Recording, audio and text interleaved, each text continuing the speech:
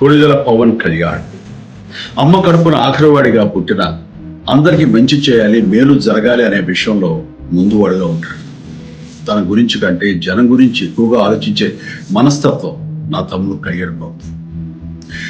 ఎవరైనా అధికారంలోకి వచ్చాక ప్రజలకు ఏదైనా చేయాలనుకుంటారు, కానీ కళ్యాణ్ తన సొంత సంపాదనని కౌలు రైతులు కన్నీరు తుడిచేందుకు ఖర్చు పెట్టడం, సరిహద్దు దగ్గర ప్రాణాలకి పోరాడే జవాన్ కోసం పెద్ద మొత్తం అందివ్వడం, అలాగే మత్స్యకారులు ఇంకా ఎందుకో తాను చేసిన సహాయం చూస్తుంటే ఇలాంటి నాయకుడు కదా జనానికి కావాల్సిన అనిపిస్తుంది.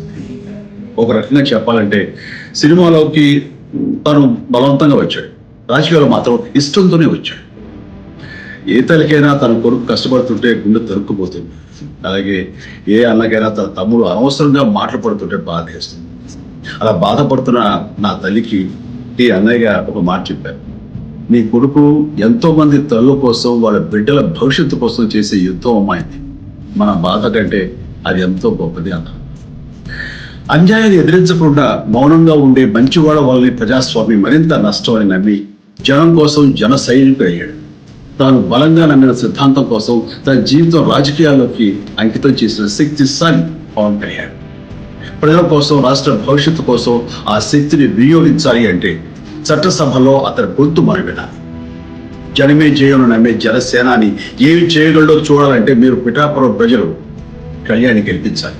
మీకు సేవకుడుగా, సైనికుడుగా అండగా నిలబడతాడు, మీకోసం ఏమైనా సరే కలబడతాడు, మీ కళ నిజం చేస్తాడు. పిఠాపురం వాస్తవ్యాలకు మీ చిరంజీవి విన్నప్పుడు గ్లాసు గుర్తుకి మీ ఓటు వేసి పవన్ కళ్యాణ్ని గెలిపించాలి. జై హింద్.